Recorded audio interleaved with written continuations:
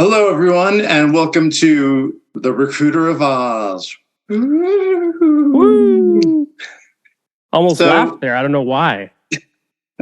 So for today's episode, we want to talk about something for job seekers, but we've been doing a lot of kind of like discussions about, applying to roles, like interviewing, and it's been centered around a lot of roles that are like experienced people who have been in the biz for some time. Yes. But we want to actually talk about something different. We want to talk about something that's centered around first-time job seekers. In other words, your entry-level job seekers. You've gone I teased this, people. I teased it last week just because I felt it was necessary, and Mark subsequently agreed. Woohoo! Yes. So you've done your stuff. You've gone to school 4 years, you get a degree. Maybe you do 6 years, right? Maybe you do like a postgraduate, degree, whatever that is. It doesn't matter what the industry is, the degree that you're getting, but you've done the work, and now you're like, okay, I'm ready. Take me now, right? And you've basically got to come up with your first job. Now, there's a whole host of things that can happen here, but we wanted to give you some ideas to think about when you are applying to your first role, when you're, talking to the first time you're going to be working with a recruiter, and some of the kind of like pitfalls that can occur there. And really quickly, within those ideas, we wanted to make sure that we're doing you a service by doing a bit of a level set and kind of a set of your expectations as you look to take this next step in your life.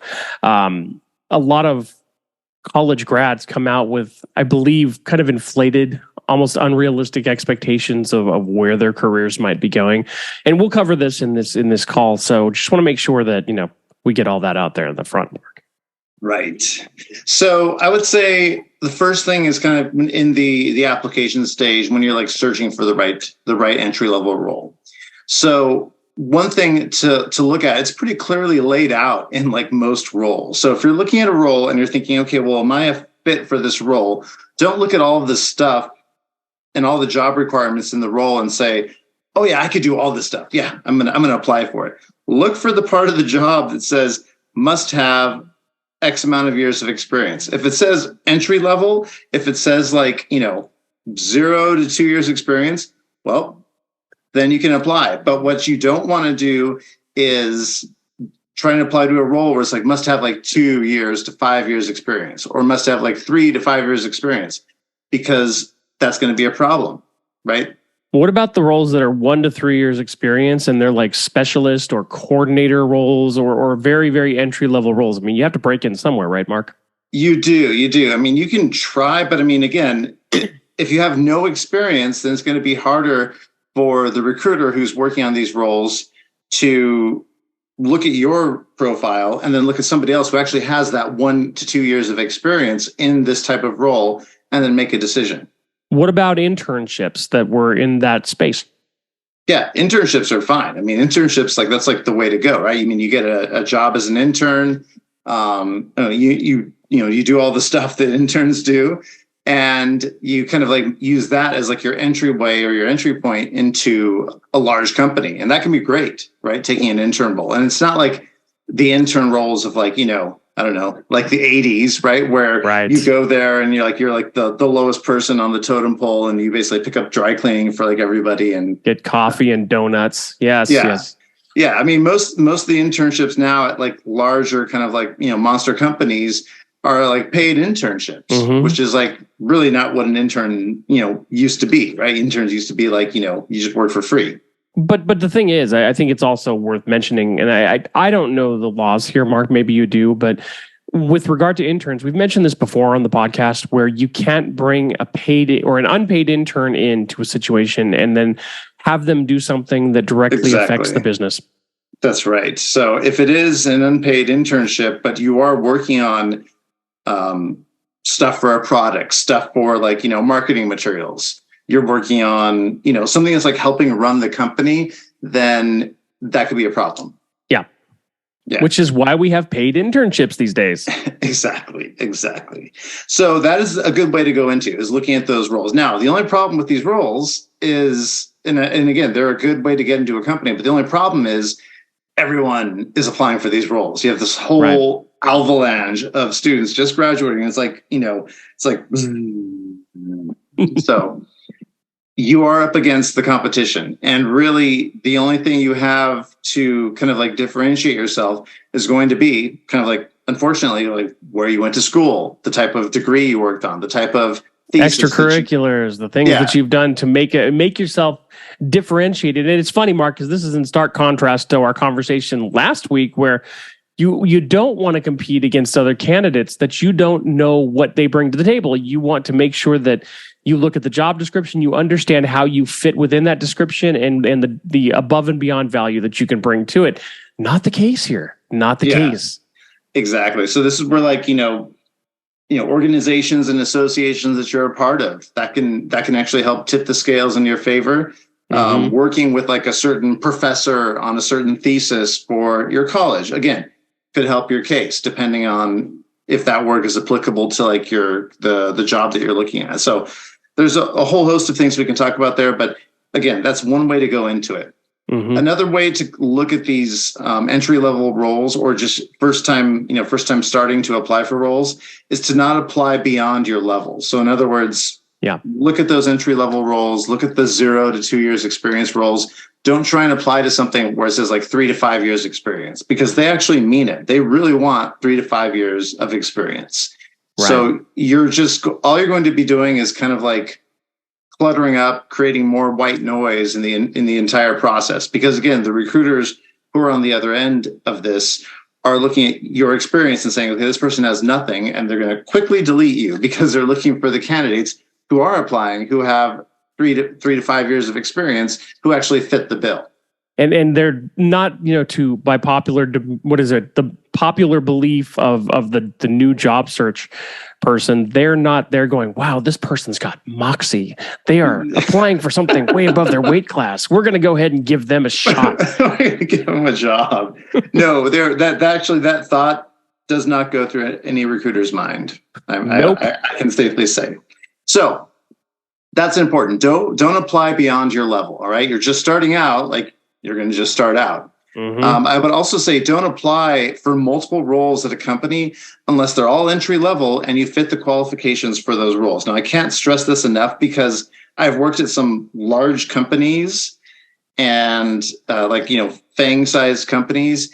And one thing that's really annoying is to see the same applicant for about 20 different entry level roles, and they're not a fit for any of them. Like it's like an entry level QA technician. It's an entry level like quality rater. It's an entry level writer, entry level. It's like all these different things. I'm like, okay, you cannot be good at all these things, right? They're just trying to get their foot in the door. And while that shows the moxie, right? The moxie, yes. It also is really annoying to look at because it just again creates more noise. And for the new job seekers, sorry to interrupt and hold that thought because I know I cut you off there and I'm pained by it. Define FANG company, even though many of our business graduates and our computer science graduates know what that is. Right. I guess actually now though, I guess it's Mang. Is it? Oh yeah, Meta. Well, yeah. So yeah, basically Meta, what's up, Amazon. Yeah, Meta, Amazon, Apple, Netflix is the end, but you could try the ones there too as well, and then Google. Yeah. So a company like that, a large enough company where they have 100,000 people and tons of roles, tons of entry level roles, right?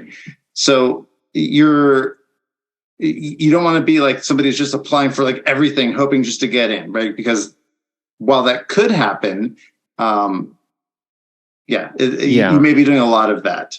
And also the other thing is really that doesn't help is that somebody will see your application and they see that you've applied like a bunch of times, all for all these roles, but you're not really a fit for all of them. And so that kind of gets you ignored quicker.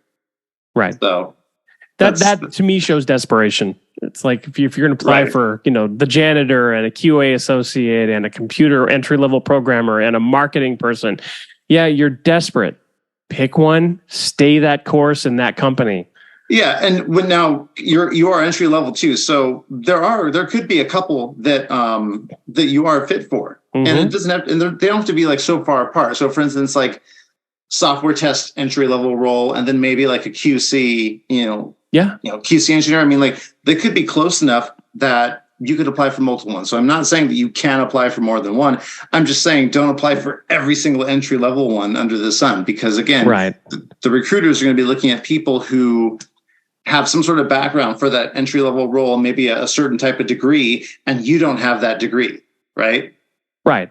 But then what about the other people? So we're always told that you generally don't ever get a job in your chosen field, your degree field, right? So I'm not a psychologist.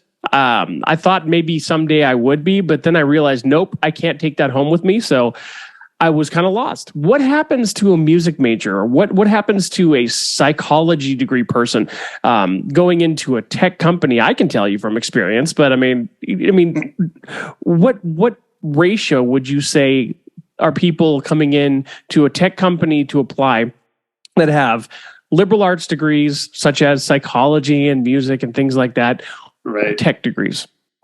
Yeah, so you're right. I mean, there are a huge chunk where it's like they got a computer science degree and now they're becoming a software engineer. So there's a huge chunk of that. But to your point, yeah, people get a psychology degree. They don't end up becoming psychologists. They get a psychology degree and then they get a job as a recruiter, or they get a job in like sales, or they get a job in HR, or they get a job in marketing. Or a buddy of mine who got a psychology degree from Chico is now a Java programmer, team manager over at Apple. That one I don't understand. It happens. I mean, there are people who get degrees in music who are then software engineers. Yeah, well, that makes sense, though. Yeah, that makes sense. Yeah, exactly. So it doesn't have to necessarily match up, but there has to be some sort of journey to start. So I would also say this, as you're trying to apply at these roles, don't, and I've seen this, a lot of this kind of like career coaching advice on LinkedIn, which is pretty terrible, but don't try and do these things to quote unquote beat the ATS. Oh, okay? Yes. So you're not doing anything. You're not beating anything. All right. If you think that you can go in and somehow fool the ATS by applying to a bunch of roles, or take your like resume and put a bunch of text on it in very, very small font that says how awesome you are and recommended and this and that, that's not going to work. You're not going to beat any ATS bots, because there are no ATS bots.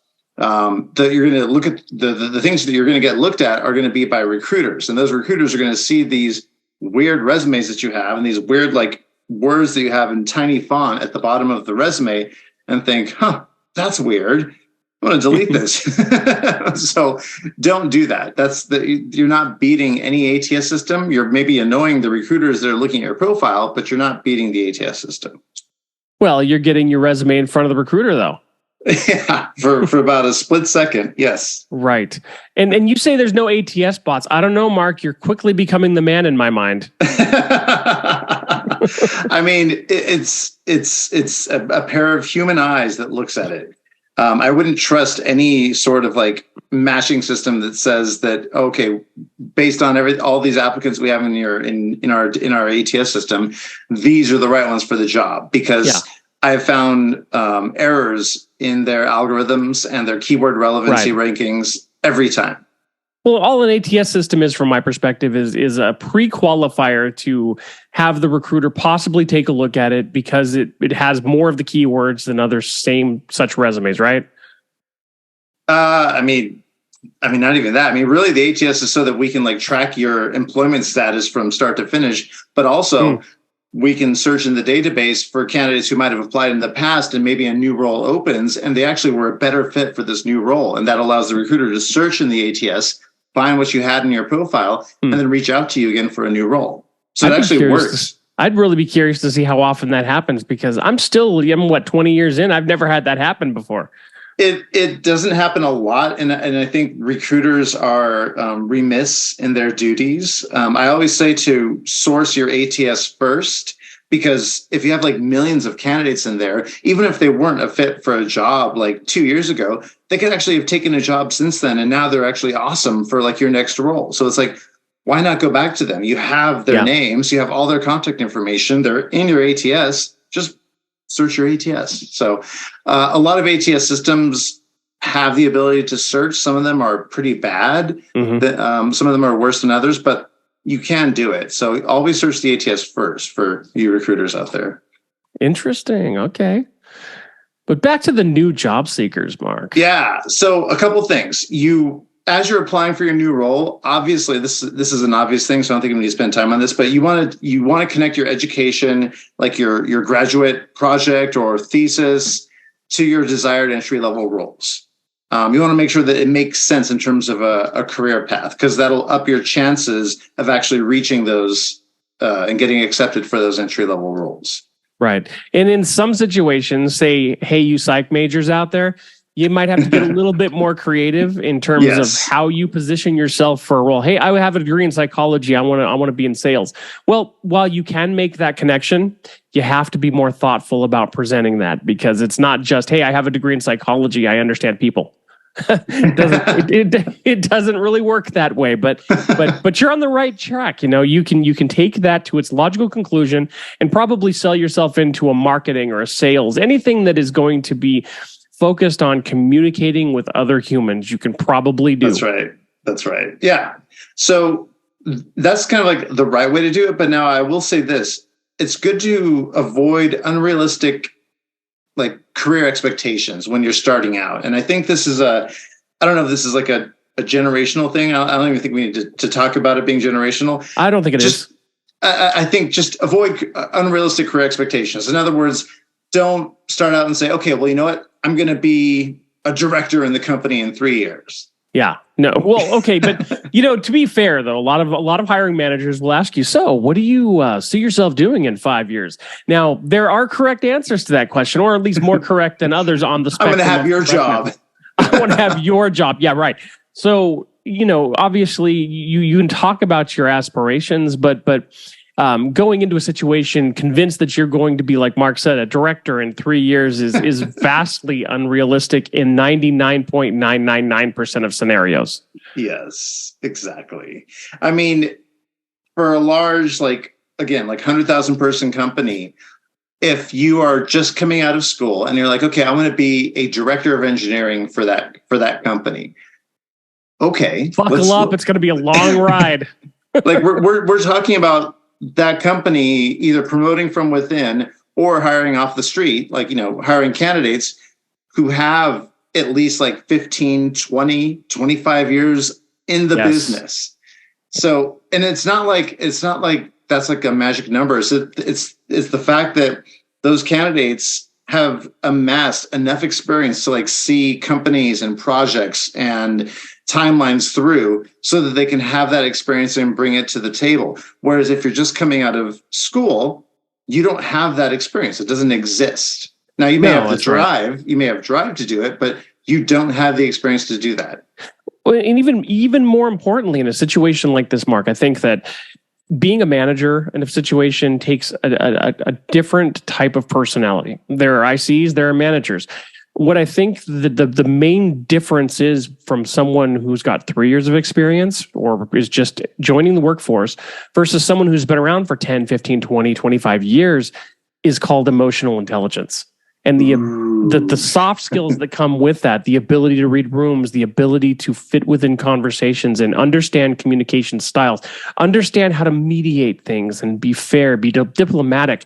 Those are things that only come through experience. You're not going to come out of college unless you majored in diplomacy or something like that and have any idea how that really works in a real world situation. So from my perspective, I mean, I've seen a lot of managers who've maybe had 5 years experience in a big corporation and they get promoted to their first people management job.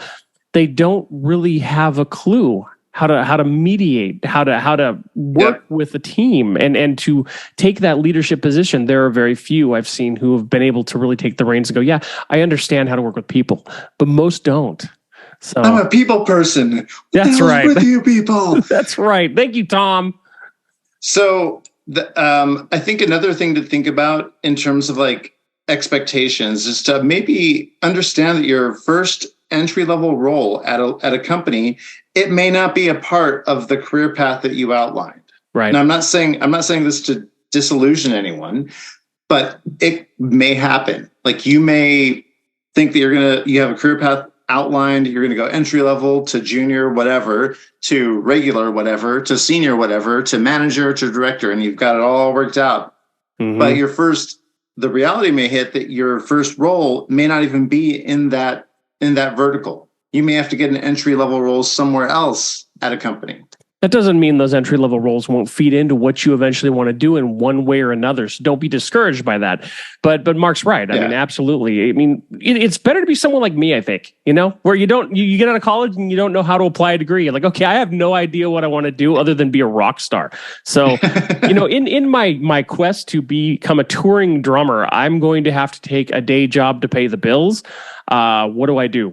But if you've got, a situation where you come out of college, you majored in business marketing management, and you're going to be a marketing director or a marketing VP or CMO, yes. and you get a call to be in public relations, or you get a call to be in product marketing or something like that, just because it's a sidestep from where you had originally pictured your career going, it doesn't mean you should turn it down. You want to make sure that you don't adopt early on a career limiting mindset, and you want to be flexible when evaluating situations, because first of all, you don't know what you don't know.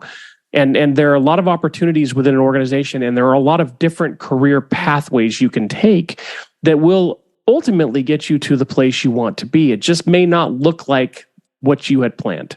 Yeah, and there's no other industry that's more evident than recruiting. Like you ask any recruiter, so how'd you start out in recruiting? You're like, well, I went to recruiter school. It's like, no, nobody went to recruiter school.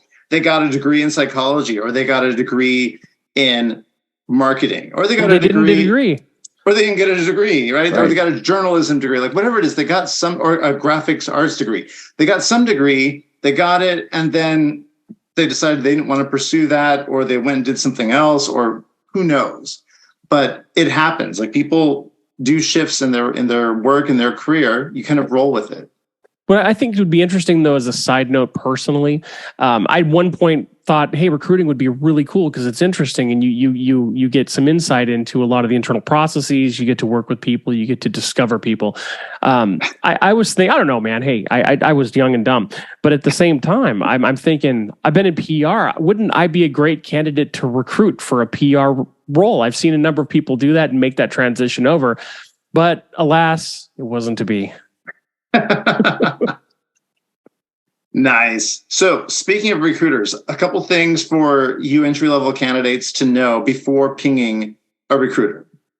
I've already talked about this, so we don't have to talk about it again. Not overusing keywords in your resume. Your resume should not look like the search engine marketing version of a website in like the mid 90s, where it's like tons of like little tiny keywords at the bottom of the page, and like, the same font color as the background of the page. Or jargon, leveraging our next generation mission critical capabilities to achieve critical business success across number of paradigm. Yeah, let's not do that.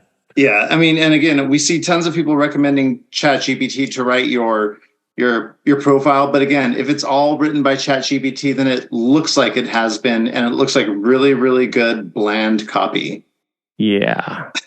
So again, don't do that. I will say this too: perform proper research about the company. So I think this goes without saying, but we've mentioned it before in previous episodes. Do your research on the company. Like, know the product, know the services, know the mission, vision for that company. It's all out there already. So just know it before you start talking to the recruiter. Don't come in there like, completely dumb about it. Right. Right. And you want to ask the right questions about the recruiter as well. So the right questions in terms of, what are you looking for? Like, how is this role going to impact whatever, the group or the product or the service? Ask those questions because it shows that you care about the role. It shows your interest in the role. And the questions you don't want to ask are, so how long will it be until I get promoted? When do I get my first raise? When do I get my first evaluation? And how long will it take me to be your boss? Yeah. I mean, it's fine to have ambitions like that. But again, slow your roll. Like, just get your foot in the door first. Yes. If anything, you should be prepared to talk about your background, like why you're interested in this role. They're looking for somebody who, if it's an entry level role, they're looking for somebody who's going to be able to start at ground zero, somebody who's not fully set in their ways, and somebody who, to lack of a better word, can be molded into the shape of the company. I mean, that's what it is. And side note, we've mentioned this before on the podcast. You don't ever want to appear set in your ways, because the second you stop progressing or being flexible and open to new ideas is the second you are basically writing yourself out of the job market. Exactly. Yeah. And the recruiters that you're talking to, those recruiters are not like career coaches. They're not guidance counselors. Right. They're not there to kind of help you find your the best entry level role for you. They have a job, and their job is to fill the slate of roles that they have. And every recruiter that you talk to or sourcer, that role that they're working on talking to you is like one of like 30 or one of 50 roles that they're working on. So they're trying to hurry and get through it because they have an avalanche of people to talk to. Yeah, crazy. So, what not to say to a recruiter? What do we think about that, Scott? Well, I could come off with quite a few of these off the top of my head. I think it's what not to say and how not to act. Because, when you're in a situation, and I'm going to acknowledge, first of all, there have been 3 specific points in history during my career personally, and now the careers of anybody coming out of college, where they're coming into a down market, and they're coming into kind of a retraction in the way companies are hiring and how much they're hiring, and they're seeing a lot of layoffs. So, first of all, that's pretty unnerving when you're first putting your foot into the pool of the job market. So it's very important to step back from that and realize, okay, everything is going to come in time here. Don't be desperate. So you don't go to a recruiter and say, look, I just want to work. I really want to get out there and get a paycheck. I'll take anything. Is there a janitor role? Nothing wrong with janitor roles, by the way. Yeah, it's okay to say that you want to take a paycheck. I guess you can say that. But that's not like what's going to set you apart to the recruiter, right? The recruiter, they're looking for somebody who's going to add value based on like their experience and based on what they can bring to the table. So that's what they're looking for. So you don't want to sit there and say, well, I just need any job. Like I'm really looking to get something else. So, when that something else comes along, I'm going to leave. Right. Don't say that. That's just bad. Yeah. That's just bad people skills there. And those people skills carry forward, but not only do those carry forward, but the gossip of recruiters carries forward through the industry. It's a small group, believe it or not. Yes, exactly. Now, if you are, let's say, maybe you had 1 year experience in the business or something like that, and you're looking for a new role, right? We've said this before, but again, don't disparage your last boss. Right? Yeah, that never looks good. Whether you have 20 years experience or whether you have 1, right? That just never looks good. Right. Yeah. I've had that. It's like you form a rapport with people. And when I'm hiring for mid-level candidates, it's amazing to me how many of those candidates feel comfortable enough with me in a conversation to be a little bit too open in what they're willing to say. I had a guy come in and I said, so tell me about your last role. And he said, oh man, my last boss was such an effing asshole. I hated him. I hated everything about him. And I took it home and I thought about how much I hated him every night. I'm like, well, this is good. You're hired. I was actually considering going down that rabbit hole with him a little bit and saying, so what made him such an asshole, as you say? But I know that if I did, it would probably scare me and I'd want to, kind of take shelter from that person. But I don't know, man. Yeah, it's really interesting to see how many people are still willing to do that. Yeah, so that's not good. You can, again, we've talked about this before. The company wasn't a fit, like the environment wasn't a fit. If you want to get a little closer, but yeah, I would keep it to that. Well, and really quickly though, for you interns, hey, yeah, it was an interesting role. It gave me the opportunity to kind of test the waters in something that I hadn't tried before and get an idea for what that looks like. But I realized it wasn't for me, so I'm actually looking to move into this other area because I think that it's better aligned with kind of where I'm looking to go. That's it. That's right. That's good. That's right. So, I mean, that's kind of like the bulk of what the way that we kind of viewed like those entry level roles. I don't know, Scott, anything else to add? The bulk of how we view the entry level roles. Yeah. I may have totally missed that. Try again. Like on how you actually, like how we actually look at the roles, how to apply for them, kind of expectations for them. Yeah. I mean, basically, in summary, if we're going to do that, you have an open mind. You go into a situation realizing that there are going to be a lot of opportunities that you may have never heard of. While you have an idea of what your career path might look like, be flexible enough to take other options and opportunities into consideration. Because if I hadn't done that, I'd still be working in probably, what was it? Oh yeah, Baskin Robbins. I wish. Tech support. I would have been in tech support for a scanner company, and I might have been a tech support manager by this point. I challenge everyone to do this too. Anyone who they look at as like somebody who's like 10 years in the business, successful, whatever it is they put in their mind for an individual that they know at a company. Yeah. Go back and look at their profile and look at the very first job they got out of college. I guarantee you that almost half of them, that first job has nothing to do with the career path that they were on. Absolutely. And that's great advice. And even more, Mark, if you're looking to break into a specific field, get to know people. This is where LinkedIn becomes very, very valuable. You see someone who has the skills and the job that you want, maybe offer to take them out to lunch and say, hey, I'm new in my career. I'm looking to pursue this area.